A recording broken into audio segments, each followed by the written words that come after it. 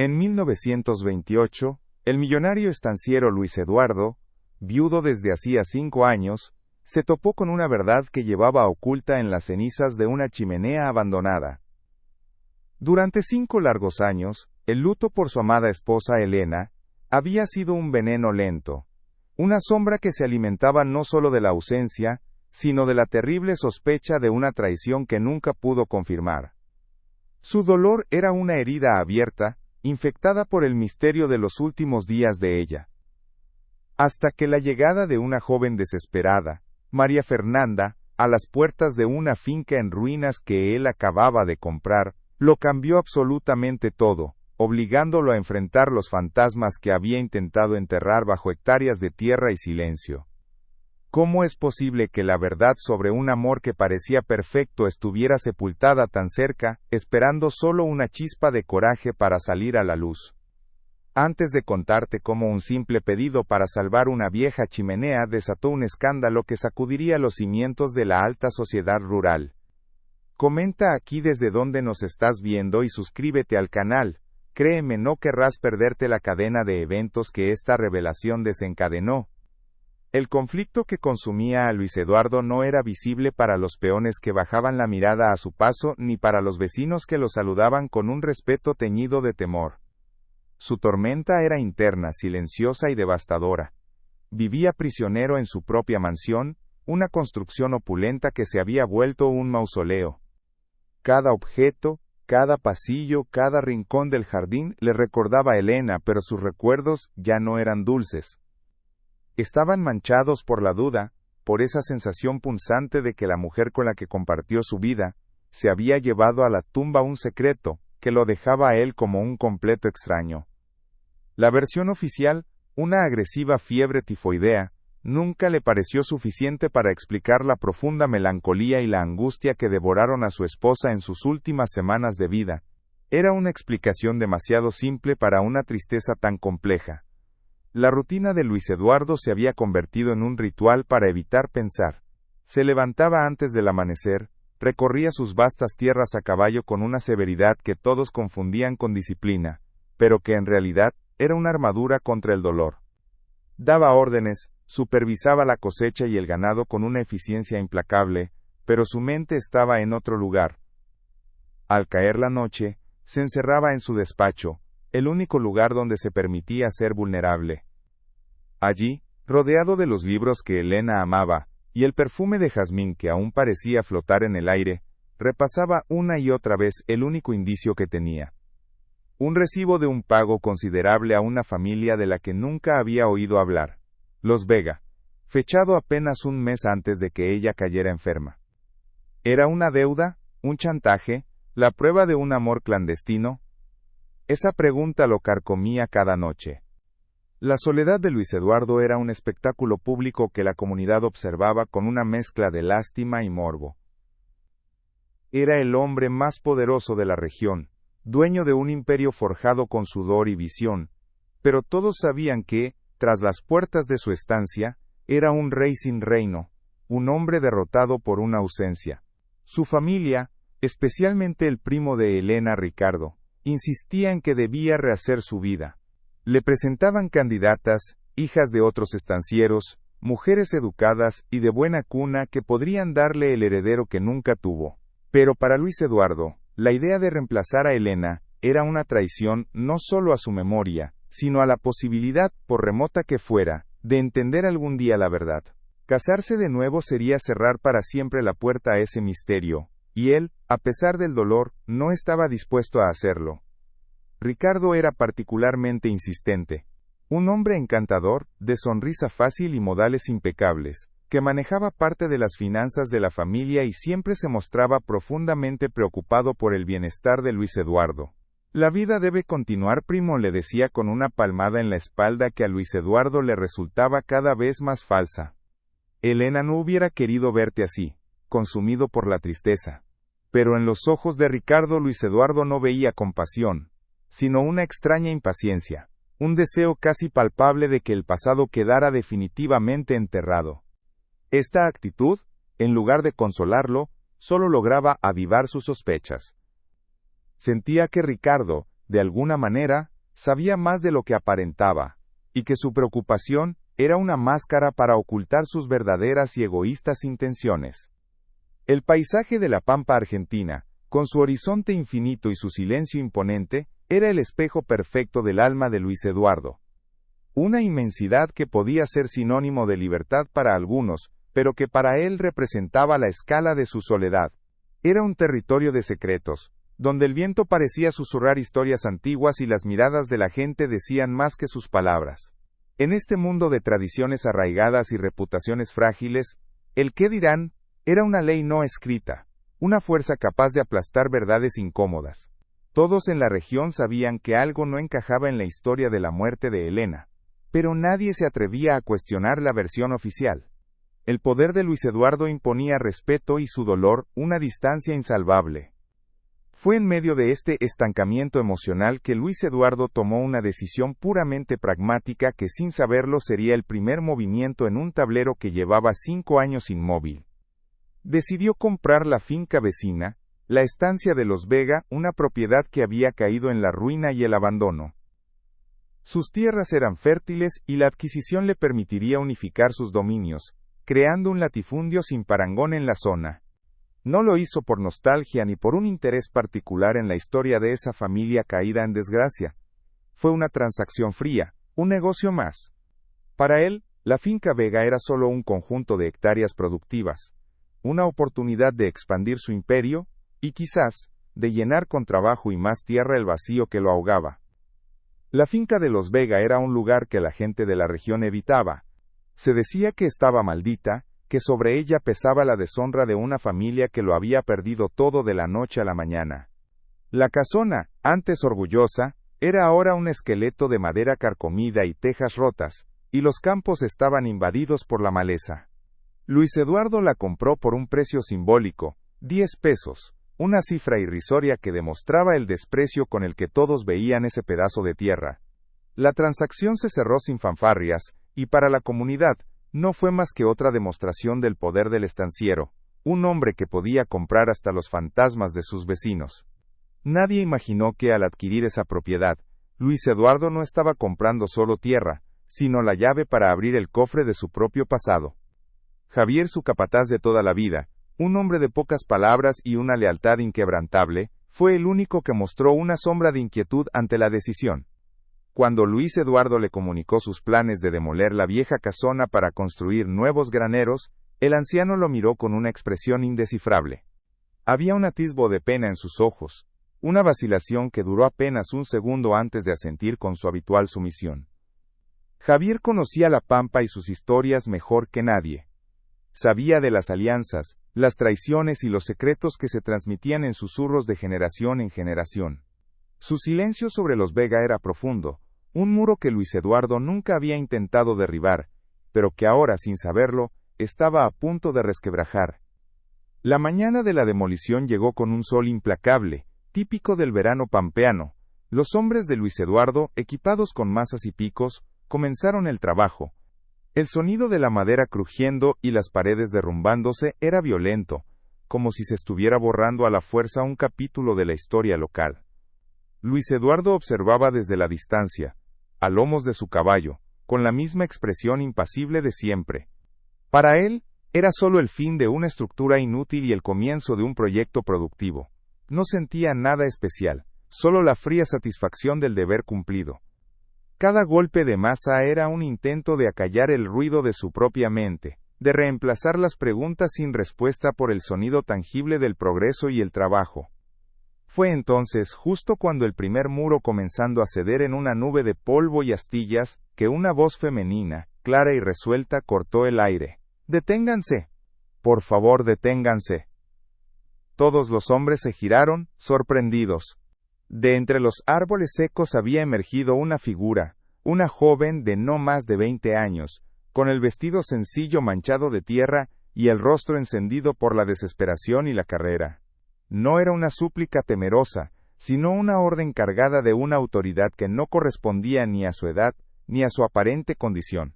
Se plantó frente al caballo de Luis Eduardo, sin inmutarse por la imponente presencia del estanciero, y lo miró directamente a los ojos. con una determinación que dejó a todos en un silencio expectante. Era María Fernanda, la nieta de los Vega, la última descendiente de la familia deshonrada. La interrupción fue una afrenta directa a la autoridad de Luis Eduardo, un acto de osadía que nadie en la región se habría atrevido a cometer. Su primer impulso fue de una ira fría, la de un hombre acostumbrado a que su voluntad fuera ley. Estuvo a punto de dar la orden de que la expulsaran de sus tierras, de ignorarla como se ignora un insecto molesto, pero había algo en la mirada de esa joven, una mezcla de orgullo herido y una vulnerabilidad feroz, que lo detuvo. No era la mirada de una mendiga, sino la de alguien que defendía su último bastión. Javier a su lado permaneció inmóvil, pero sus ojos no se apartaron de la muchacha, como si esperara ese momento desde hacía mucho tiempo. La escena quedó congelada, con el sol del mediodía cayendo a plomo sobre ellos. María Fernanda no suplicó con lágrimas, sino con una firmeza que desarmaba. Explicó, con la voz entrecortada por la emoción pero sin flaquear, que no le importaba la casa, ni los campos, ni el pasado. Solo pedía una cosa, que no derribaran la chimenea del hogar. Mi abuela me hizo jurar que la protegería, dijo, su voz ganando fuerza. Me dijo que allí dentro, escondido tras los ladrillos, se encontraba la única prueba de su honor y el de nuestra familia. No ofreció más detalles, no intentó conmoverlo con la historia de su desgracia, simplemente se aferró a esa única petición, como si de ello dependiera no solo su futuro, sino la redención de todos sus antepasados. Su petición era tan extraña, tan específica, que despertó en Luis Eduardo una curiosidad que no sentía desde hacía años. La palabra honor resonó en el vacío de su alma con una fuerza inesperada. Durante 5 años, él mismo había vivido obsesionado con la idea de un honor manchado, el de su esposa Elena.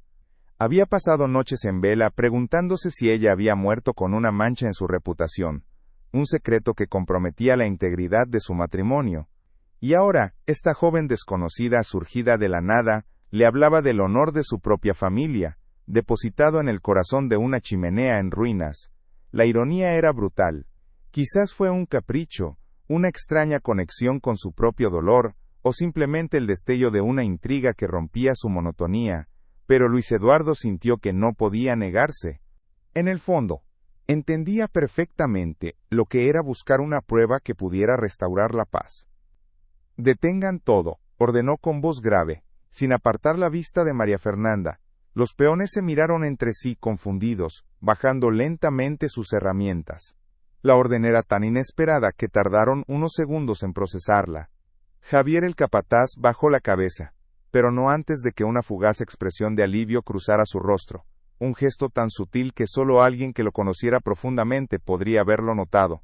Luis Eduardo desmontó de su caballo con una agilidad que desmentía su edad y el peso de su luto. Se acercó a la chimenea, una estructura de piedra y ladrillo ennegrecida por décadas de humo, y la examinó con atención. Por primera vez desde que compró la finca, no veía un obstáculo para sus planes sino un enigma. Un cofre cerrado que contenía una verdad ajena, pero que, de alguna manera, sentía que le concernía. La demolición se transformó en una excavación arqueológica improvisada. Siguiendo las indicaciones de María Fernanda que señalaba un punto específico a media altura, Luis Eduardo ordenó a 2 de sus hombres más cuidadosos que retiraran los ladrillos con esmero. El trabajo era lento y meticuloso. El sonido de los mazos fue reemplazado por el raspar metálico de las palancas y el crujido seco del mortero viejo. El resto de los trabajadores observaba a distancia, en silencio, formando un semicírculo de curiosidad y respeto. El sol seguía castigando, pero nadie parecía sentir el calor. La tensión era palpable. Cada ladrillo que se retiraba parecía acercarlos a una revelación que había permanecido oculta, esperando pacientemente a que alguien tuviera el coraje de buscarla. Fue uno de los peones más jóvenes quien la encontró. Al retirar un ladrillo que estaba ligeramente suelto, sus dedos tocaron algo frío y metálico.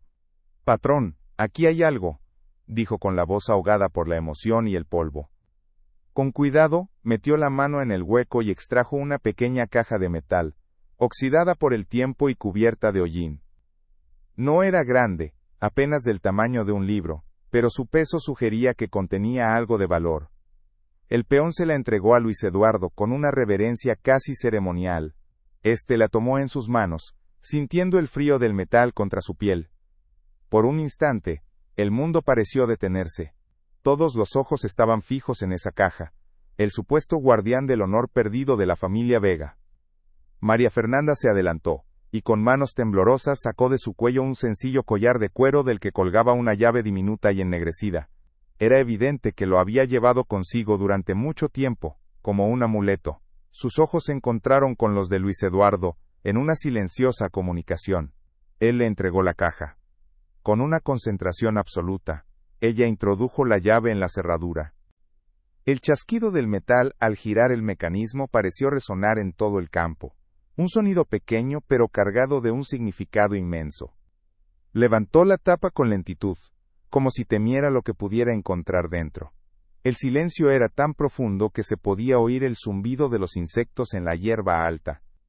Dentro no había joyas, ni monedas de oro, ni títulos de propiedad.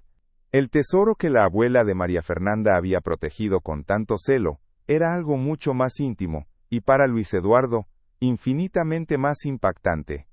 Era un fajo de cartas, atadas con una cinta de seda azul, descolorida por el paso del tiempo. Pero no fue el contenido lo que le robó el aliento a Luis Eduardo, sino el sobre que estaba encima. Reconoció la caligrafía al instante. Era la letra elegante, inclinada y perfectamente reconocible, de su difunta esposa, Elena. La misma letra que había visto en cientos de notas, en listas de compras, en dedicatorias de libros. Sintió que el suelo se abría bajo sus pies. El misterio que lo había atormentado durante 5 años no estaba en su propia casa sino allí, en las ruinas de sus vecinos. El mundo a su alrededor se desvaneció. Ya no oía el murmullo de los hombres ni sentía el sol en su nuca. Todo su universo se había reducido a ese fajo de cartas. Sus manos, acostumbradas a las riendas y al trabajo rudo, temblaron al tomarlas de la caja. El papel era frágil, casi transparente por los años. En el primer sobre, claramente visible, estaba el destinatario para mi querida amiga Inés Vega. Su corazón latía con una violencia descontrolada. Elena no solo conocía a los Vega, sino que se escribía con ellos, los consideraba sus amigos. La traición que él había imaginado, la de un amante secreto, se desmoronaba para dar paso a un misterio mucho más profundo y complejo. ¿Qué secreto compartía su esposa con esta familia caída en desgracia? ¿Y por qué lo había ocultado con tanto esmero, hasta el punto de llevarlo a la tumba? Luis Eduardo permaneció inmóvil, con el fajo de cartas en la mano, sintiendo cómo el peso de esos 5 años de duda se transformaba en una nueva forma de tormenta. El murmullo de sus peones, el calor del sol, todo se desvaneció en un zumbido sordo. Solo existía la caligrafía de Elena, un fantasma familiar sobre el papel amarillento. Cada trazo era un eco de su risa, de sus manos, de la vida que habían compartido, y que ahora se revelaba como un territorio desconocido. La traición que había imaginado, la de un amor clandestino, se disolvía en el aire, reemplazada por un miedo mucho más profundo, el miedo a no haber conocido en absoluto a la mujer que amaba. Miró a María Fernanda, ya no como a una intrusa, sino como la única persona en el mundo que podría tener las respuestas que él llevaba buscando desesperadamente. ¿Qué relación tenía usted, su familia, con mi esposa?, preguntó finalmente Luis Eduardo, su voz ronca y cargada de una emoción que no pudo ocultar. La pregunta flotó en el aire pesado y polvoriento, despojándolo de su autoridad de patrón y dejándolo como un hombre vulnerable frente a una joven desconocida. Era una súplica, no una orden. María Fernanda lo miró, y en sus ojos él no vio triunfo ni arrogancia, sino una profunda tristeza, una herencia de dolor que parecía haber pasado de generación en generación. Mi abuela Inés y la señora Elena eran más que amigas, respondió ella con una voz suave pero firme. Eran hermanas de alma. La señora Elena era la única persona que creyó en nosotros cuando todo el mundo nos dio la espalda. Estas cartas, me dijo mi abuela antes de morir, son la prueba de su lealtad y de nuestra inocencia. La palabra inocencia golpeó a Luis Eduardo con la fuerza de un puñetazo. Durante 5 años, él había construido una narrativa en la que Elena era la culpable de un secreto vergonzoso. Ahora, esta joven le presentaba una versión completamente opuesta. Elena no era la pecadora, sino la defensora de los inocentes. La idea era tan revolucionaria que su mente luchaba por aceptarla. Se dio cuenta de que no podía profanar la intimidad de esas cartas allí, bajo la mirada curiosa de sus hombres. Ese momento le pertenecía a él, a la memoria de su esposa y a la joven que había guardado su legado. Con un gesto brusco, se dirigió a su capataz. Javier, el trabajo se suspende por hoy. Que todos se retiren. Y prepare un caballo para la señorita. Viene conmigo a la estancia. La orden causó una ola de murmullos ahogados. Que el patrón suspendiera una jornada de trabajo era inaudito.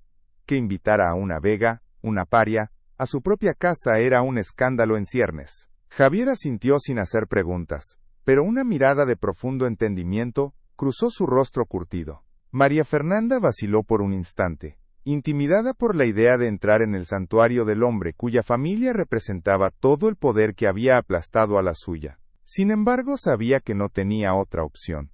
La verdad de su abuela, la promesa que le había hecho dependía de ese hombre. Aceptó con un movimiento de cabeza, y el viaje de regreso a la estancia principal comenzó en un silencio denso, cargado de todas las palabras que aún no se habían dicho. El contraste entre la finca en ruinas que dejaban atrás y la opulenta mansión que se alzaba en el horizonte era el reflejo de las dos versiones de una misma historia. Al cruzar el umbral de la mansión, María Fernanda sintió el peso de la historia y la riqueza. El aire olía a cera de abejas y a cuero viejo, y desde las paredes, un gran retrato al óleo de Elena la observaba con una sonrisa melancólica. Era la misma mujer de las historias de su abuela, pero verla allí, inmortalizada en su juventud y belleza, hizo que todo se sintiera abrumadoramente real. Luis Eduardo notó su mirada fija en el cuadro. Era hermosa, ¿verdad?, dijo en voz baja, más para sí mismo que para ella. Pero creo que nunca llegué a ver lo que había detrás de esa sonrisa. La confesión fue tan íntima, tan dolorosa, que creó el primer puente frágil entre ellos. Ambos amaban a la misma mujer, aunque de maneras completamente diferentes, y ambos sentían que una parte de ella les había sido arrebatada. Él la condujo a su despacho, el corazón de su soledad. Era una habitación sombría, forrada de estanterías llenas de libros, y dominada por un imponente escritorio de caoba. Era el lugar donde Luis Eduardo se había refugiado en su dolor, noche tras noche. Colocó con sumo cuidado el fajo de cartas sobre la superficie pulida, justo en el centro, como si fuera una evidencia en un juicio que llevaba 5 años esperando. La luz que entraba por el ventanal iluminaba las partículas de polvo que flotaban en el aire, creando una atmósfera casi sagrada. No las leeré sin usted, dijo mirándola a los ojos. Usted ha sido su guardiana. Es su derecho estar aquí. Con ese gesto, reconoció que el secreto de Elena ya no le pertenecía solo a él. Era un legado compartido, una verdad que debían desenterrar juntos.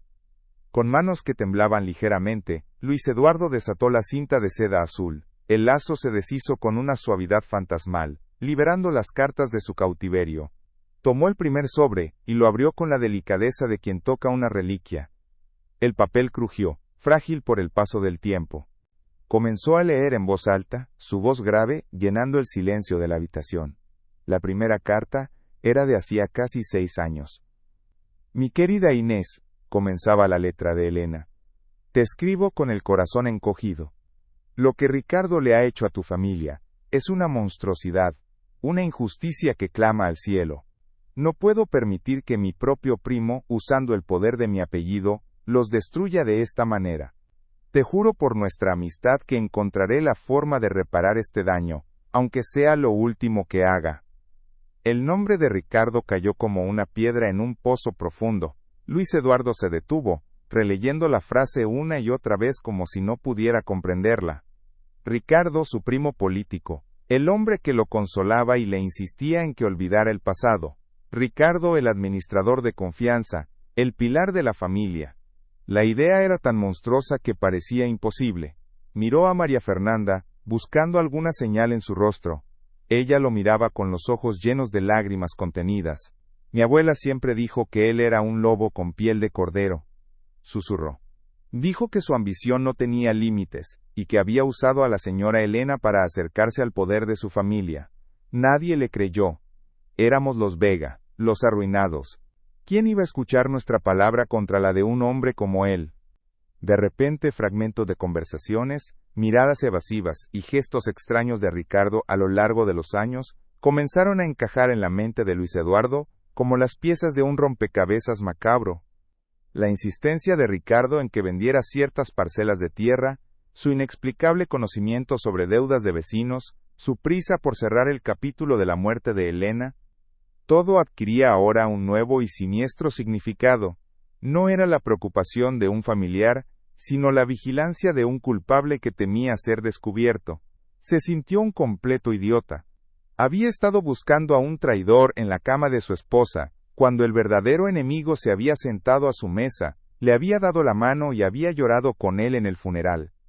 Continuó leyendo, su voz ahora tensa por la rabia y el dolor. Las siguientes cartas detallaban el plan de Helena. Usando el dinero de su dote personal, había comenzado a pagar en secreto las deudas que Ricardo había fabricado para ahogar a los Vega, con la intención de devolverle su tierra y su honor. Lo hacía a espaldas de todos, especialmente de Luis Eduardo, no por deslealtad, sino para protegerlo. No quiero involucrar a mi amado esposo en esto, escribió en una de las cartas. Ricardo es manipulador y peligroso. Temo que si Luis Eduardo se entera, lo confronte, y no sé de lo que ese hombre sería capaz. Prefiero luchar esta batalla sola, en silencio. Es mi carga, la mancha de mi familia, y yo debo limpiarla. En ese momento, Luis Eduardo comprendió la verdadera naturaleza del secreto de su esposa. No era una traición, sino un sacrificio. La culpa lo golpeó con la violencia de una revelación tardía, un veneno, que él mismo se había administrado durante 5 largos años. Cada una de sus sospechas, cada noche de insomnio imaginando a Helena en brazos de otro, se convirtió en una espina de vergüenza. Había dudado de ella, la había juzgado en el silencio de su luto, convirtiendo su memoria en la de una extraña, una traidora. Y la verdad era todo lo contrario. Helena no había sido una pecadora, sino una mártir silenciosa, una mujer que había luchado sola para proteger el honor de una amiga, y sobre todo, para protegerlo a él de la oscuridad que se escondía dentro de su propia familia.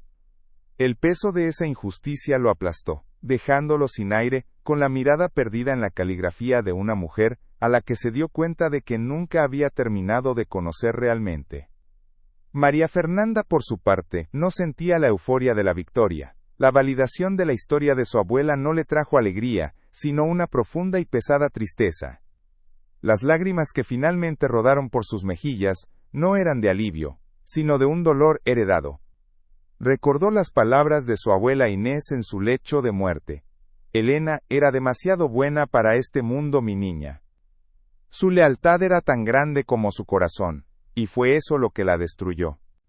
Ver la prueba de esa lealtad en las manos del hombre que había amado a Helena, cerró un círculo de sufrimiento que había marcado a su familia durante años.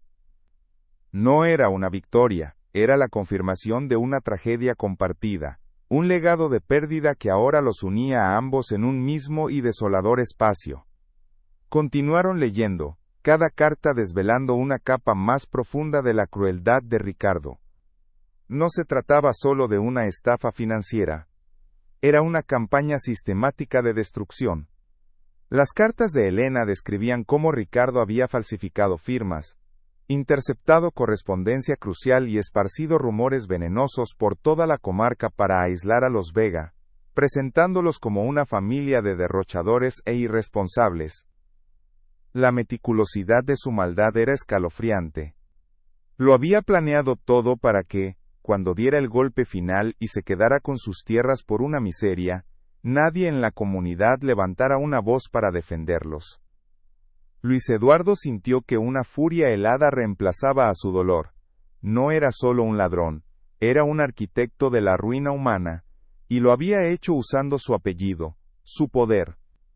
Con cada palabra leída, Luis Eduardo se veía forzado a reinterpretar su propio pasado. Recordó cenas familiares en las que Ricardo se había burlado sutilmente de la mala gestión de los Vega. Recordó su insistencia en revisar las cuentas de la estancia, un acto que en su momento pareció de diligencia familiar, pero que ahora se revelaba como una búsqueda de vulnerabilidades. Incluso recordó la extraña satisfacción en los ojos de Ricardo, cuando se anunció la venta final de la finca de los Vega, una mirada que él había confundido con alivio, por un problema vecinal resuelto. Cada recuerdo era ahora una pieza de un rompecabezas que mostraba la imagen de un depredador que había estado a su lado todo el tiempo, sonriendo, mientras devoraba todo a su alrededor. María Fernanda aportaba el contrapunto a esas memorias la perspectiva de las víctimas. Le contó a Luis Eduardo cómo, de un día para otro, las puertas se le cerraron, cómo los amigos de toda la vida cruzaban la calle para no saludarlos, cómo los comerciantes les negaban el crédito y cómo el cura del pueblo hablaba en sus sermones sobre la soberbia y la caída de los orgullosos. Su familia no solo perdió sus tierras, perdió su lugar en el mundo, su dignidad. Vivieron el exilio en su propia tierra, marcados por una vergüenza que no les pertenecía. Escucharla le dio a Luis Eduardo la dimensión humana de la traición de Ricardo. No había robado solo hectáreas de campo, había robado vidas enteras, futuros y la paz de varias generaciones. Una de las cartas, fechada unos meses antes de la muerte de Elena, cambió el tono de la correspondencia de la desesperación a un miedo palpable. Querida Inés, escribía Elena, creo que Ricardo sospecha que sé la verdad, su amabilidad se ha vuelto afilada, sus preguntas son trampas. Siento su mirada sobre mí en todo momento, incluso cuando no está. A veces, cuando me sirve una copa de vino en las cenas familiares, sonríe de una manera que me hiela la sangre. Tengo miedo, Inés. Por primera vez en mi vida, tengo miedo de un miembro de mi propia familia. Esta confesión transformó la historia de un crimen financiero en la crónica de una amenaza mortal. Elena ya no luchaba por la justicia, luchaba por su vida. Ese párrafo fue como una daga en el corazón de Luis Eduardo. Los últimos meses de Elena volvieron a su mente con una claridad insoportable. Su palidez, su falta de apetito, los temblores que atribuía al frío, su insistencia en que eran solo nervios. Él, en su ignorancia, la había instado a descansar, a ver a un médico que solo diagnosticó agotamiento, se sintió cómplice de su propia ceguera. Mientras él le pedía que se calmara, ella estaba viviendo una película de terror silenciosa, atrapada en su propia casa con el hombre que la estaba intimidando, y quizás algo peor. La culpa de no haberla protegido, de no haber visto el terror en sus ojos, era una carga que sentía que lo aplastaría para siempre. En ese despacho sombrío, mientras el sol de la tarde teñía de naranja las paredes, nació una alianza improbable. Luis Eduardo, el estanciero poderoso, y María Fernanda, la joven desheredada, dejaron de ser extraños divididos por la clase y la fortuna. El dolor compartido los había nivelado. Él la miró, no con la condescendencia de un patrón, sino con el respeto de un igual, un compañero de armas en una guerra que acababan de declarar. Ella, a su vez, vio más allá del hombre severo y temido, y encontró a un viudo con el corazón roto, tan víctima de la traición de Ricardo como lo había sido su propia familia. No necesitaron palabras, un simple cruce de miradas selló un pacto de lealtad y venganza. Finalmente, llegaron a la última carta. La caligrafía, normalmente tan fluida y elegante, era temblorosa, casi ilegible. Era evidente que Elena la había escrito con sus últimas fuerzas. Inés, mi hermana del alma, comenzaba. Ya no tengo dudas, me está envenenando, es lento, sutil. El médico habla de fiebres, pero yo sé que es él. Cada comida, cada bebida que me ofrece, me debilita un poco más. Sabe que tengo las pruebas para destruirlo, y no me dejará vivir para usarlas. Te ruego que guardes estas cartas. Si muero serán la única voz que me quede, la única prueba de la verdad. No dejes que gane. Por el amor de Dios, no dejes que mi muerte sea en vano. Era la confesión final, el testamento de una mujer sentenciada, y la acusación directa que Luis Eduardo necesitaba. El control que Luis Eduardo había mantenido durante 5 años se hizo añicos. Un sollozo seco y desgarrador escapó de su garganta, el sonido de un hombre que finalmente se permitía sentir la magnitud de su pérdida.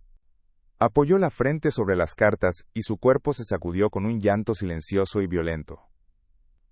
No era solo el dolor por la muerte de Helena, era la rabia impotente de no haber estado allí para salvarla, la agonía de haber dudado de ella, la furia contra el monstruo que le había sonreído mientras la asesinaba lentamente. María Fernanda, en lugar de retroceder, se acercó, y con un gesto de una valentía y compasión inmensas, le puso una mano en el hombro. No dijo nada. Su presencia silenciosa era el único consuelo posible en un momento de devastación total. Tras el torrente de dolor, llegó una calma gélida, la claridad que solo sigue a la destrucción. El llanto cesó, y Luis Eduardo levantó la cabeza. Sus ojos, enrojecidos por las lágrimas, ahora ardían con una determinación de acero. La pena se había transformado en un propósito inquebrantable: justicia. Pero sabía que no podía ser un acto impulsivo. Ricardo era astuto, estaba profundamente arraigado en la estructura social y financiera de la región. Una acusación sin pruebas contundentes más allá de las cartas podría ser desestimada como el delirio de un viudo afligido. Necesitaba un plan, una estrategia tan metódica y cruel como la que Ricardo había usado contra los Vega. Iba a desmantelar su vida pieza por pieza, pero debía hacerlo con la cabeza fría, no con el corazón en llamas. Justo en ese momento, unos golpes suaves en la puerta del despacho los devolvieron a la realidad. Era Javier, el capataz, con la excusa de preguntar si el patrón necesitaba algo para la cena. Pero la pregunta era una formalidad.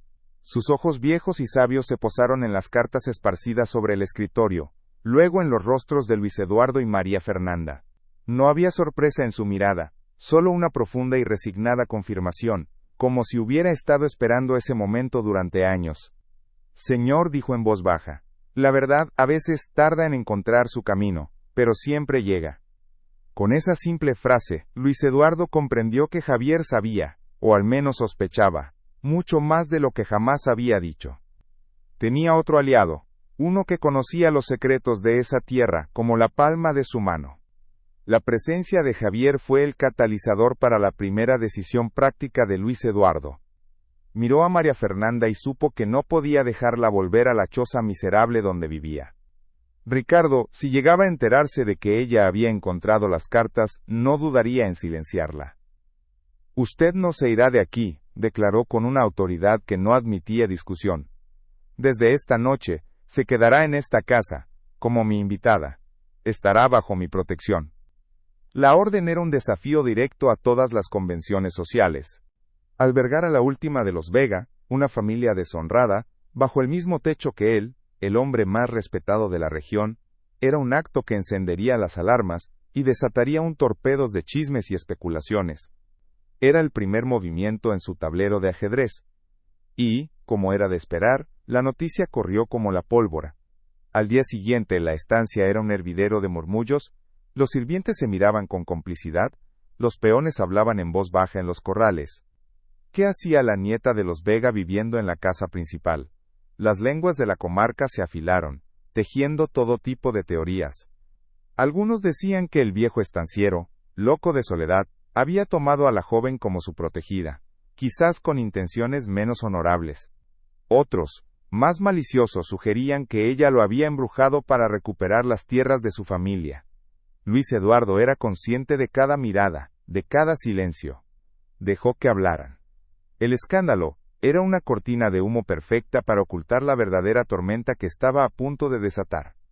Para María Fernanda, vivir en esa mansión era una experiencia surrealista y profundamente conflictiva. Cada objeto de lujo, cada plato de porcelana, cada metro de pasillo encerado era un recordatorio del mundo que le habían arrebatado. Se sentía como una extraña, una intrusa en el territorio del enemigo. Los sirvientes la trataban con una mezcla de respeto forzado y curiosidad morbosa. Sin embargo, a pesar de la incomodidad, sentía una extraña sensación de seguridad. Por primera vez en su vida, no tenía que mirar por encima del hombro. Sabía que mientras estuviera bajo la protección de Luis Eduardo, Ricardo no podría tocarla. Esta dualidad, la de sentirse a la vez prisionera y protegida, la mantenía en un estado de alerta constante. Una tarde, Luis Eduardo la encontró en el jardín, de pie frente a un rosal de jazmines que Elena había plantado años atrás. El perfume de las flores llenaba el aire, un aroma que para él estaba intrínsecamente ligado a la memoria de su esposa. Por primera vez, no hablaron de cartas, ni de venganza, ni de Ricardo. Él le contó cómo Elena pasaba horas cuidando esas flores, cómo decía que el jazmín era el perfume de los recuerdos felices. María Fernanda, a su vez, le habló de su abuela Inés, de cómo ella también amaba las flores sencillas del campo, y le había enseñado los nombres de cada una. En ese momento, en medio de la conspiración y el peligro, compartieron un instante de paz, conectando no como aliados, sino como dos personas que recordaban a las mujeres que habían amado y perdido. Mientras la fachada de normalidad se mantenía, Luis Eduardo trabajaba en la sombra con una furia silenciosa. Pasaba las noches encerrado en su despacho, no para lamentarse, sino para investigar. Sacó los viejos libros de contabilidad, los registros de propiedad, las actas de transacciones de los últimos 10 años. Buscaba cualquier discrepancia, cualquier movimiento de dinero que pudiera vincular a Ricardo con la ruina de los Vega. Las cartas de Elena eran el corazón de su acusación, pero necesitaba el esqueleto de pruebas financieras para que fuera irrefutable. Cada número, cada fecha, era una pista. Estaba desandando el camino de la traición, siguiendo las huellas que Ricardo, en su arrogancia, creyó haber borrado para siempre. La tensión llegó a su punto culminante una semana después. Un mensajero llegó a la estancia con una invitación formal. Ricardo organizaba una cena familiar en su casa para celebrar el aniversario de bodas de sus padres. Era una tradición anual, una reunión de todo el clan. La invitación estaba dirigida a Luis Eduardo, y en una postdata escrita a mano, Ricardo añadía: «Espero que tu pena te permita acompañarnos este año, primo. Tu presencia es importante para todos nosotros». Luis Eduardo leyó la nota con una sonrisa gélida. Era la trampa perfecta, pero no para él. Era el escenario que había estado esperando. Miró a través del ventanal hacia el jardín, donde María Fernanda estaba regando los jazmines. Sus miradas se encontraron. Sin decir una palabra, ambos supieron que la hora del juicio había llegado. La noche de la cena, Luis Eduardo y María Fernanda llegaron a la casona de Ricardo en un silencio solemne. La casa, a diferencia de la suya, era moderna y ostentosa, un monumento a la nueva riqueza que carecía del alma y la historia de su propia estancia. Fueron recibidos por una anfitriona sonriente que no pudo ocultar su desconcierto al ver a la joven. En el salón, las miradas de los familiares se clavaron en ellos, cuchillos afilados de curiosidad y desaprobación. El aire estaba cargado de perfume caro, de música de pianola, y de una hipocresía tan densa que casi se podía tocar.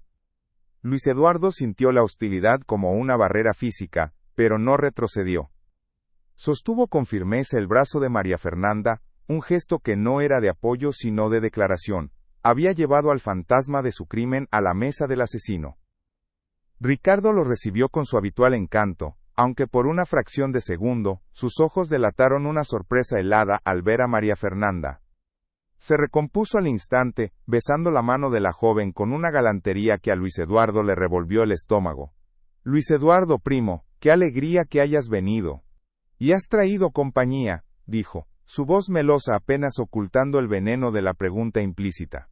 «La señorita Vega es mi invitada de honor», respondió Luis Eduardo, su voz grave y cortante sin dejar espacio para más preguntas. El mensaje era claro, ella estaba con él, bajo su protección, y cualquier ofensa hacia ella sería una ofensa hacia él. La tensión en la sala subió un grado más. Los invitados intercambiaron miradas incómodas, intuyendo que esa no sería una cena familiar como las demás. La cena comenzó con una formalidad forzada. Se sirvió el primer plato en vajilla de plata, y el tintineo de los cubiertos era el único sonido que rompía los largos silencios. Los temas de conversación eran triviales y cuidadosamente neutros: el clima, la próxima cosecha, la salud de una tía lejana. María Fernanda permanecía en un silencio digno, soportando las miradas furtivas y los susurros ahogados. Sentía el peso de generaciones de prejuicios sobre sus hombros, pero no bajó la vista. Luis Eduardo, por su parte, no probó bocado. Observaba a Ricardo en el otro extremo de la mesa, estudiándolo como un cazador a su presa. Veía la forma en que sonreía, la confianza con la que llenaba las copas de vino, la facilidad con la que mentía con cada gesto. Y en esa actuación impecable, vio al monstruo que había destruido 2 familias. El momento llegó cuando se sirvió el postre. Ricardo, sintiéndose seguro en su territorio y quizás queriendo reafirmar su control, se puso de pie, copa en mano. Quisiera proponer un brindis, anunció con una sonrisa radiante, por la familia, por los lazos que nos unen en los buenos y malos momentos, y por la memoria de aquellos que ya no están con nosotros, pero que viven en nuestros corazones, especialmente por mi querida prima Elena, cuya bondad y gracia extrañamos cada día. El cinismo de sus palabras fue tan brutal, tan descarado, que actuó como un detonante en el alma de Luis Eduardo. Ese era el insulto final, la profanación definitiva de la memoria de su esposa. El momento de la verdad había llegado. Con una calma que heló a todos los presentes, Luis Eduardo se puso de pie. No levantó la copa. En su lugar, sacó del bolsillo interior de su saco el fajo de cartas atadas con la cinta azul descolorida, y lo colocó suavemente sobre la mesa. El gesto fue tan inesperado que todas las conversaciones se detuvieron. Un silencio absoluto cayó sobre el comedor. «Agradezco tu brindis, Ricardo», dijo Luis Eduardo, su voz resonando con una autoridad gélida. «Hablas de memoria y de lazos familiares. Es curioso, porque tengo aquí un testimonio de esos lazos, un testimonio escrito por la propia mano de Elena». Los ojos de Ricardo se clavaron en las cartas, y por primera vez esa noche, la máscara de confianza se resquebrajó, revelando un destello de pánico puro y animal. Luis Eduardo tomó la primera carta, no la leyó entera, solo un fragmento. Su voz era clara, implacable, cada palabra un martillazo. «Te escribo con el corazón encogido. Lo que Ricardo le ha hecho a tu familia es una monstruosidad, una injusticia que clama al cielo». Un jadeo colectivo recorrió la mesa. Ricardo intentó reír, un sonido forzado y hueco. «Luis Eduardo, el dolor te ha afectado. ¿Qué son esos papeles? Probablemente fantasías de una mujer enferma». Pero su defensa fue débil. Sus manos temblaban ligeramente. Varios de los familiares, aquellos que siempre habían tenido negocios con Ricardo, se removieron incómodos en sus asientos. La duda, una vez plantada, comenzaba a germinar en el terreno fértil de las viejas envidias y sospechas familiares. «¿Fantasías?», repitió Luis Eduardo, su voz bajando a un susurro peligroso. «Quizás la señorita Vega pueda hablarnos de esas fantasías». Se giró hacia María Fernanda dándole la palabra. Ella se puso de pie, su figura delgada irradiando una fuerza inesperada. No habló con rencor, sino con la simple y devastadora claridad de la verdad. «Mi familia no perdió sus tierras por mala gestión, como el señor Ricardo se encargó de esparcir por toda la comarca. Perdimos nuestra casa, nuestro nombre y nuestra dignidad por su codicia. Vivimos como parias mientras él cenaba en mesas como esta, brindando por la familia. Esa no fue una fantasía, señor. Fue la vida que nos obligó a vivir. Su testimonio, desprovisto de melodrama, fue 1000 veces más poderoso que cualquier acusación». Ricardo se puso de pie de un salto, su rostro enrojecido por la furia. «Basta, no permitiré que esta oportunista venga a mi casa a manchar mi nombre con mentiras». Su voz era estridente, había perdido todo su encanto. Se dirigió a los demás invitados, buscando apoyo. «Van a creerle a ella antes que a mí, su propia sangre». Pero sus ojos desesperados solo encontraron miradas evasivas y un silencio acusador. La defensa de Ricardo, basada en el ataque y el desprecio, solo servía para confirmar la imagen del matón que María Fernanda había descrito. El hombre encantador había desaparecido, dejando en su lugar a un tirano acorralado. «No son solo sus palabras, Ricardo.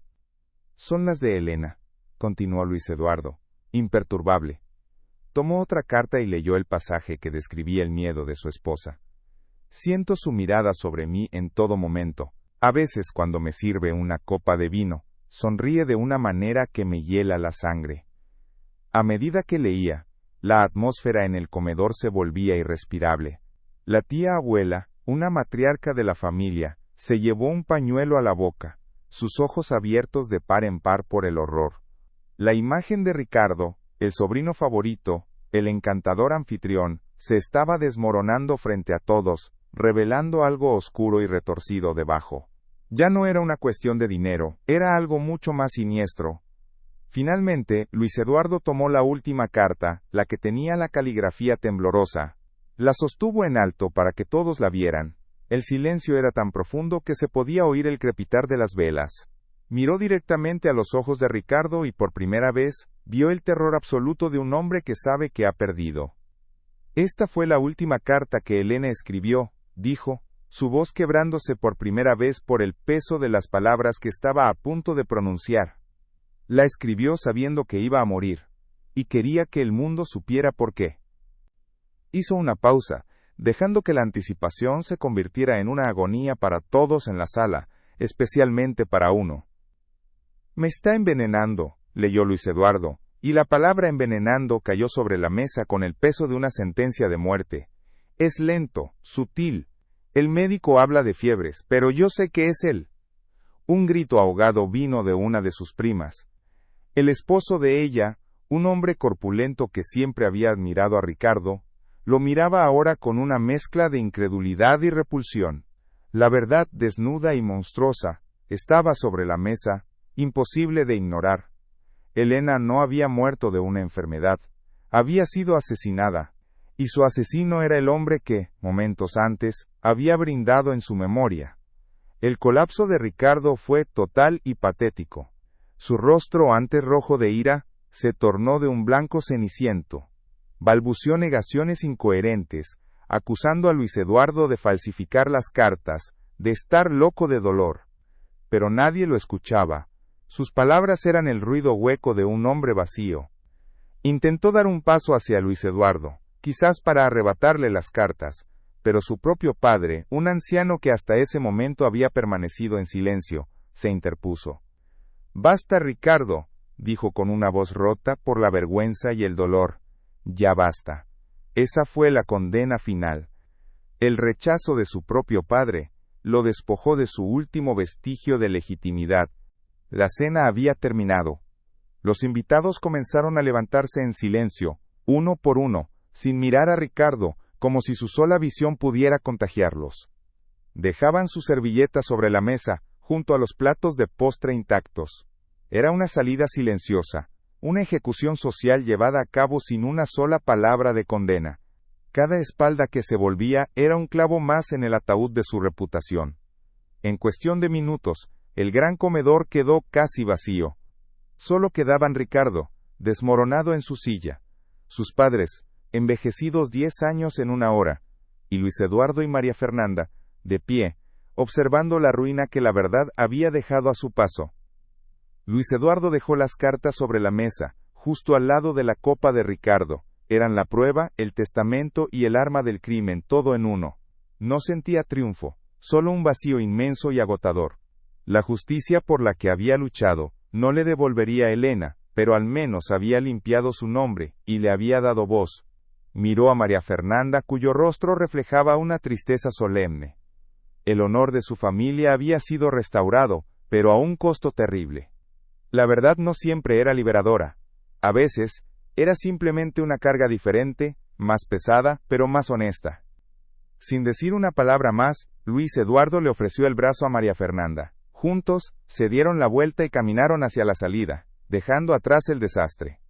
Al cruzar el umbral y salir a la noche fresca, Luis Eduardo sintió que por primera vez en 5 años podía respirar profundamente. El aire ya no estaba viciado por las dudas y el rencor. La tormenta había pasado, llevándose consigo los escombros de una vida construida sobre mentiras. A su lado, María Fernanda miró hacia el cielo estrellado, como si viera el rostro de su abuela y el de Elena sonriendo entre las constelaciones. El camino por delante era incierto, pero por primera vez, no caminaban solos. A la mañana siguiente, la noticia del escándalo en la cena de los Ricardo se había extendido por toda la región como un incendio en un campo seco. Las llamadas telefónicas no cesaban, los mensajeros iban y venían de una estancia a otra. La historia se contaba en susurros en el almacén del pueblo, en los corrales, en las cocinas de las casas más humildes y en los salones de las más ricas. La versión que emergía era unánime y demoledora. Ricardo no solo era un estafador, sino un asesino a sangre fría. La máscara había caído de forma tan espectacular, que ya nadie recordaba al hombre encantador que había sido. Solo veían al monstruo que se había escondido a plena vista. Para la familia, el golpe fue devastador. El apellido, antes sinónimo de honor y prosperidad, ahora estaba manchado por el crimen más atroz. El padre de Ricardo, un hombre que había construido su reputación sobre la base de la integridad, se encerró en su casa y se negó a ver a nadie. La vergüenza era una enfermedad que los había contagiado a todos. Se encontraron socialmente aislados, objeto de la misma clase de ostracismo que Ricardo había infligido a los Vega. La justicia de la comunidad, a menudo lenta y sutil, fue en este caso rápida y brutal. El imperio social de Ricardo se había derrumbado en una sola noche. Luis Eduardo no necesitó acudir a la policía. En ese mundo cerrado de la alta sociedad rural, la justicia social era a menudo más efectiva y cruel que la legal. Sabía que la vida de Ricardo, tal como la conocía, había terminado. Perdería sus negocios, sus amigos le darían la espalda, y viviría el resto de sus días como un paria, marcado por el estigma de ser el hombre que asesinó a su propia prima por dinero. Para un hombre como Ricardo, cuya existencia se basaba en la apariencia y el estatus, ese era un castigo peor que la cárcel. Era una muerte en vida, una condena a vagar como un fantasma entre las ruinas de su propia ambición. En los días que siguieron, un velo de calma antinatural se posó sobre la estancia de Luis Eduardo. La tormenta había pasado, pero el paisaje emocional que dejó atrás estaba irreconocible. La verdad, una vez revelada, no trajo consigo una explosión de júbilo, sino un silencio profundo y agotador. Para Luis Eduardo, la victoria tenía el sabor amargo de la ceniza. Había vengado a Elena, sí, pero cada paso que daba en la casa que habían compartido era un recordatorio de los 5 años que había pasado odiando a un fantasma, mientras el verdadero monstruo le sonreía a la cara. La culpa de su ceguera era ahora una compañera más sutil que la duda, pero igualmente persistente. Se dio cuenta de que la justicia podía restaurar el honor, pero no podía resucitar el tiempo perdido ni curar las heridas autoinfligidas. María Fernanda, por su parte, se movía por la opulenta mansión con la gracia de un espíritu que finalmente había encontrado reposo, pero no un hogar. La restitución de su nombre era una carga que se le había quitado de los hombros, pero la costumbre de la pérdida y la lucha no se desvanecía de la noche a la mañana. Observaba a Luis Eduardo, a ese hombre que había pasado de ser el símbolo de la opresión a su único aliado, y veía en él un reflejo de su propio desarraigo. Ambos eran supervivientes de una misma tragedia, náufragos en las orillas de una verdad que los había unido de forma irrevocable. La casa, con sus lujos y sus silencios, era un territorio neutral donde dos almas heridas aprendían a caminar de nuevo, sin saber muy bien hacia dónde se dirigían. La primera decisión de Luis Eduardo no fue de venganza sino de reparación. A la mañana siguiente, convocó a sus abogados, no para iniciar un proceso penal contra Ricardo. La condena social ya lo había enterrado en vida, sino para redactar un documento que devolvía la paria totalidad de las tierras de los Vega a su única heredera, María Fernanda. Pero no se detuvo ahí. Añadió una suma considerable como compensación por los 5 años de producción perdidos, por el sufrimiento y la humillación. Fue un acto realizado sin fanfarrias, en la quietud de su despacho. No era caridad, era una deuda. Era la única manera que tenía de honrar la última voluntad de Elena, de completar la misión que a ella le había costado la vida. La reacción de la familia no se hizo esperar. Las llamadas telefónicas de sus primos y tíos, los mismos que habían abandonado a Ricardo en la cena, ahora se dirigían a él con una mezcla de pánico y recriminación. Lo acusaban de ventilar los trapos sucios en público, de destruir el apellido por una advenediza. ¿Cómo pudiste, Luis Eduardo? Hay cosas que se arreglan en privado. Les petó un primo lejano, más preocupado por el valor de sus tierras que por el asesinato de Elena.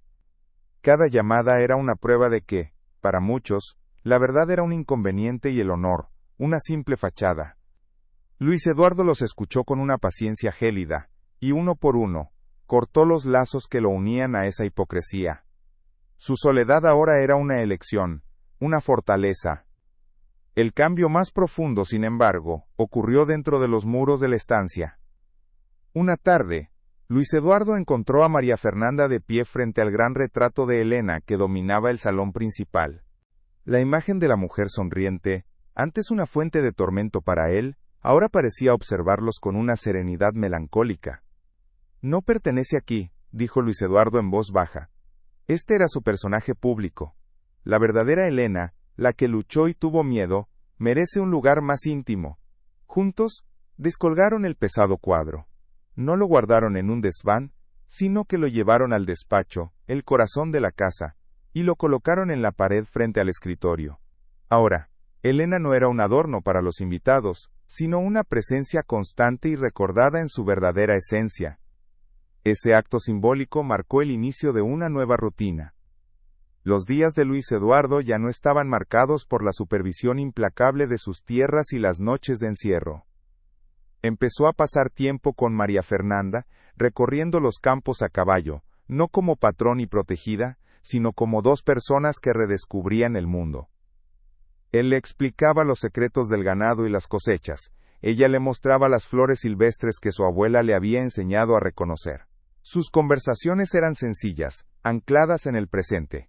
Lentamente, el silencio entre ellos dejó de ser pesado y se convirtió en un espacio cómodo de entendimiento mutuo, donde las palabras no siempre eran necesarias para comunicarse.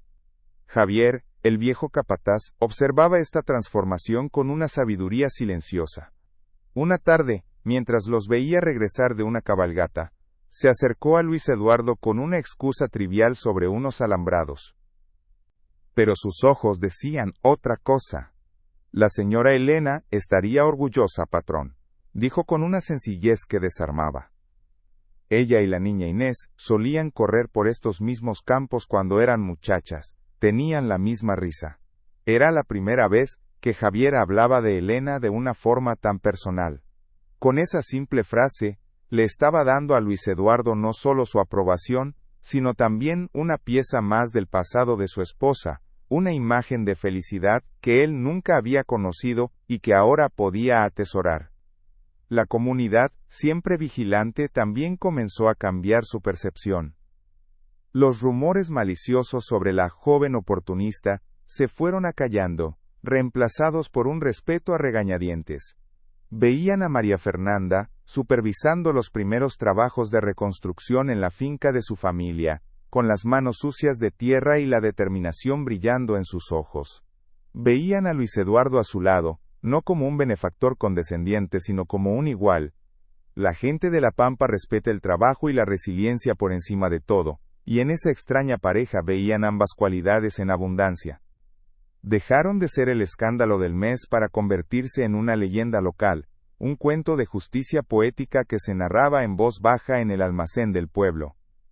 Una noche, sentados en la galería mientras el sol se ocultaba en el horizonte infinito, hablaron por primera vez del futuro. María Fernanda le confesó que no quería simplemente reconstruir la vieja casona de los Vega. Quería crear algo nuevo. «Mi abuela siempre soñó con una escuela para los hijos de los peones», dijo, su voz cargada de una pasión tranquila. «Un lugar donde pudieran aprender a leer y a escribir, para que nadie pudiera engañarlos nunca con un papel que no entendieran». La idea era tan pura, tan directamente nacida del dolor que habían sufrido, que a Luis Eduardo le pareció la forma más perfecta de honrar la memoria de las dos mujeres que habían unido sus destinos. En ese momento Luis Eduardo supo que su propósito ya no era solo administrar su fortuna, sino usarla para construir algo que perdurara. «Esa escuela llevará el nombre de Elena y de Inés», declaró con una convicción que no había sentido en años. «Y yo te ayudaré a construirla». En esa promesa, su relación encontró un nuevo anclaje. Ya no estaban unidos solo por el pasado y el dolor, sino por un futuro compartido.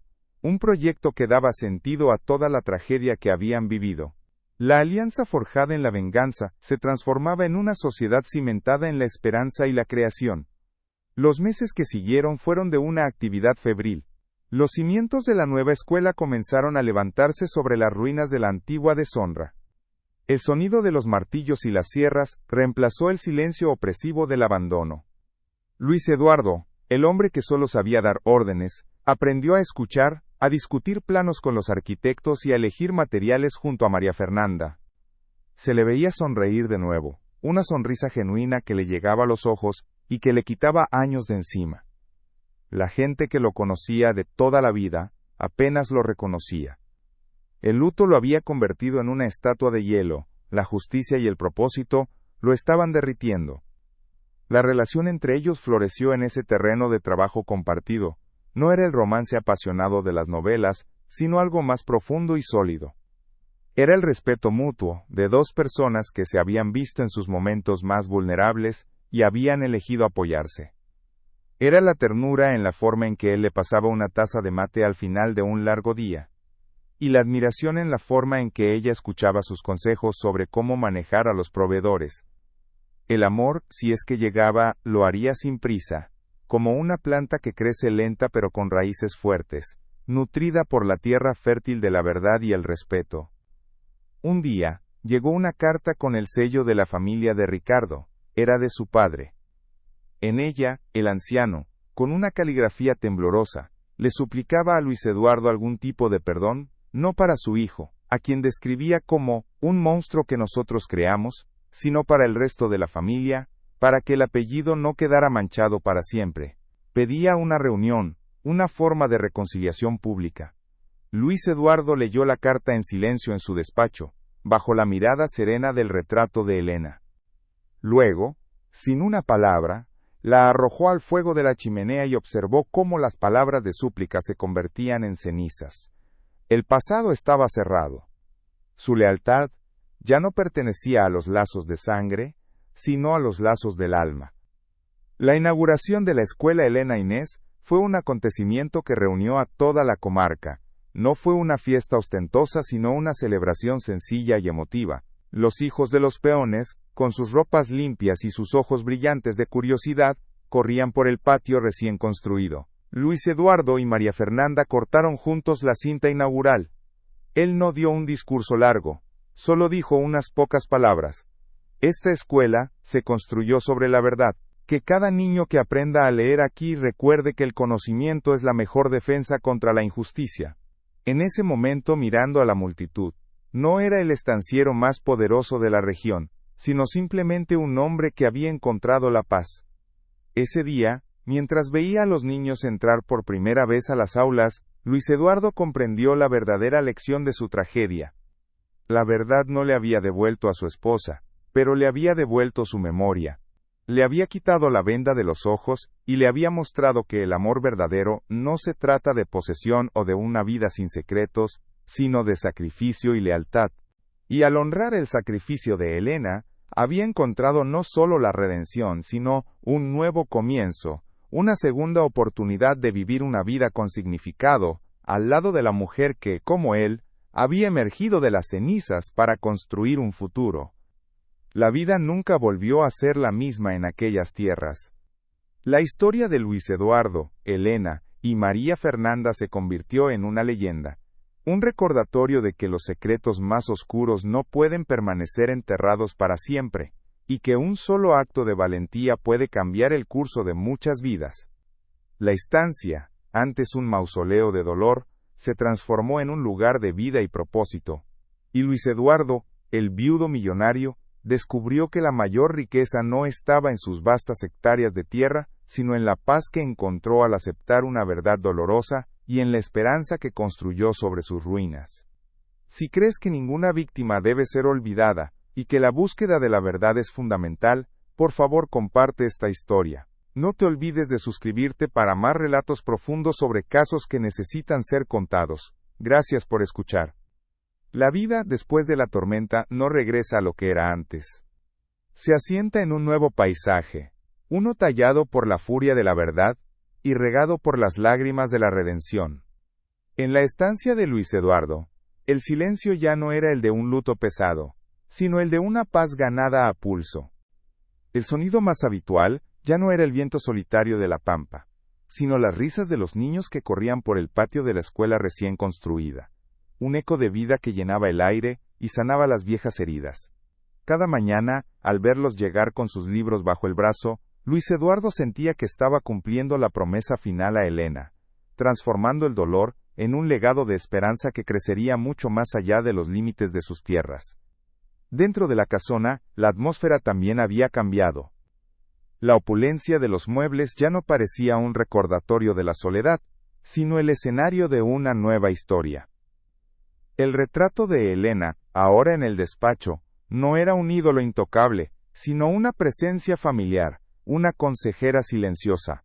Luis Eduardo y María Fernanda a menudo terminaban sus días allí, discutiendo los avances de la escuela o los planes para la próxima siembra, y la mirada pintada de Elena parecía probar su colaboración, como si su espíritu finalmente pudiera descansar al ver que su sacrificio no había sido en vano.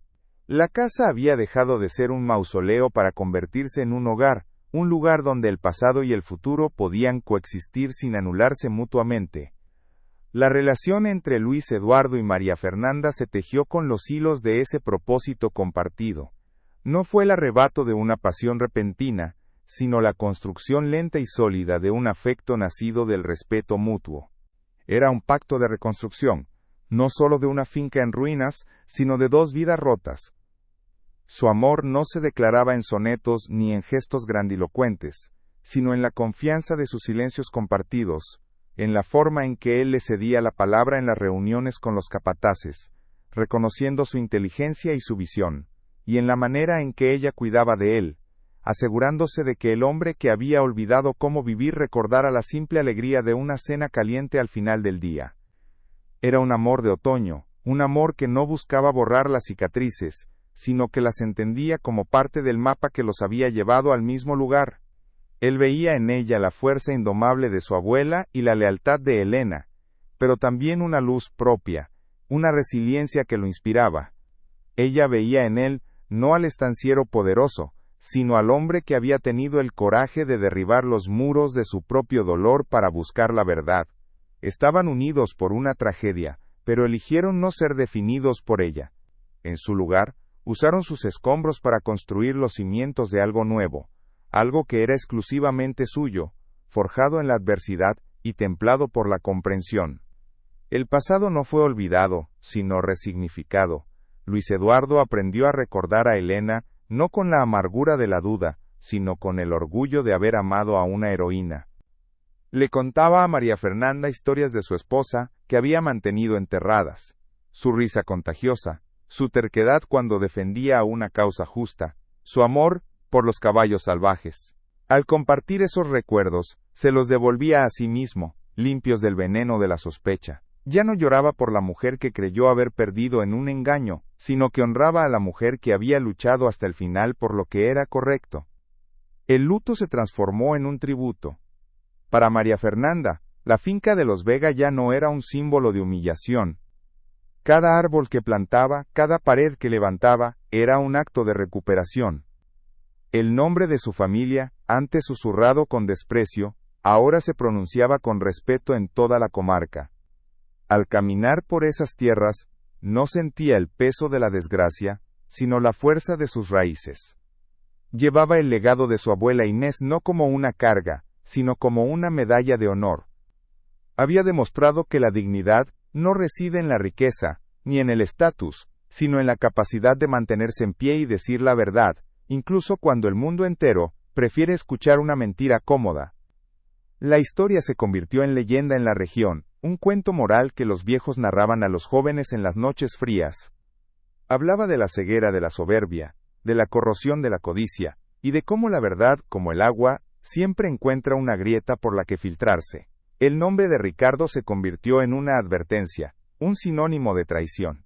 Su caída fue tan completa que, con el tiempo, la gente apenas recordaba su rostro, solo la sombra de su crimen. La comunidad había aprendido una lección dura, que las fachadas de respetabilidad a menudo esconden las peores miserias, y que la verdadera fortaleza de un pueblo reside en su capacidad para enfrentar sus propias verdades incómodas. La escuela Elena Inés se erigió como el símbolo más poderoso de esa lección, era más que un edificio de ladrillos y tejas, era una declaración. Cada niño que aprendía a afirmar su propio nombre en sus aulas, era una victoria contra el tipo de abuso que había destruido a los Vega. Era la materialización de la creencia de que la educación era la única herramienta capaz de nivelar el campo de juego, de dar voz a los que no la tienen, y de asegurar que nunca más un hombre poderoso pudiera arrebatarle el futuro a una familia con un trozo de papel que no podían entender. La escuela era la venganza más noble, una que no destruía sino que construía. Luis Eduardo descubrió que el amor después del luto no es una traición a la memoria, sino su culminación. El amor de Elena no murió con ella, se transformó. Fue su sacrificio el que le abrió los ojos, el que le enseñó la diferencia entre el orgullo y el honor, entre la posesión y la verdadera lealtad. Amar a María Fernanda no significaba reemplazar a Elena, sino honrar la lección que ella le había enseñado. Era la prueba de que su corazón, que creía muerto, solo había estado esperando una razón lo suficientemente poderosa para volver a latir, y la había encontrado en la misión de continuar la lucha de su esposa. En los años que siguieron, quienes los visitaban veían a una pareja unida por una serenidad inquebrantable. Los veían en la galería al atardecer, compartiendo un mate en silencio mientras el sol teñía de oro la pampa. No necesitaban grandes demostraciones. Su conexión era visible en los pequeños gestos, en la forma en que sus miradas se encontraban a través de una habitación llena de gente, compartiendo un entendimiento que nadie más podía penetrar. Habían encontrado en el otro no solo un compañero, sino un testigo de su propia supervivencia, la única persona en el mundo que conocía la profundidad de sus cicatrices y el valor de su paz. El legado de esta historia no fue el de un escándalo familiar ni el de una fortuna recuperada. Fue el legado de una amistad inquebrantable entre dos mujeres, Elena e Inés, que se atrevieron a desafiar las barreras de su tiempo. Su lealtad que trascendió la clase y la conveniencia, fue la chispa que encendió el fuego de la verdad.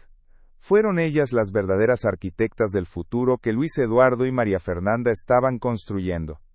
La escuela que llevaba sus nombres era un monumento a ese vínculo, un recordatorio eterno de que los actos de amor y valentía más puros a menudo ocurren en silencio, lejos de los ojos del mundo. Así, en el corazón de la pampa, donde el horizonte parece infinito y el tiempo transcurre a su propio ritmo, una historia de dolor se transformó en un himno a la resiliencia. Demostró que la justicia puede tardar, pero que su llegada es capaz de reordenar el universo entero, y que el amor verdadero no es el que evita las tormentas, sino el que aprende a construir un refugio con los restos del naufragio. Un lugar donde dos almas pueden encontrar no solo seguridad, sino un nuevo y valiente amanecer. La memoria del pasado nunca se borró. Las sombras de Elena y Ricardo, de Inés y la injusticia, siempre formarían parte del paisaje. Pero ya no eran fantasmas que atormentaban. Se habían convertido en hitos, en puntos de referencia, en un largo viaje que había llevado a nuestros protagonistas desde la oscuridad de la sospecha y la deshonra, hasta la clara y tranquila luz de la verdad. Habían aprendido que perdonar no es olvidar, sino recordar sin que duela, y que la única forma de honrar a los muertos es vivir la vida que ellos habrían querido para nosotros. Y así, en esa tierra de silencios y horizontes vastos, todos aprendieron que la verdad, por más dolorosa que sea, es la única semilla de la que puede brotar la paz. Descubrieron que el legado de un amor no se mide por el tiempo que duró, ni por la felicidad que trajo, sino por la fortaleza que inspira y los sacrificios que es capaz de soportar. Y que, a veces, el final de una historia es simplemente el comienzo de otra, una mejor, escrita con la tinta indeleble del coraje y la esperanza.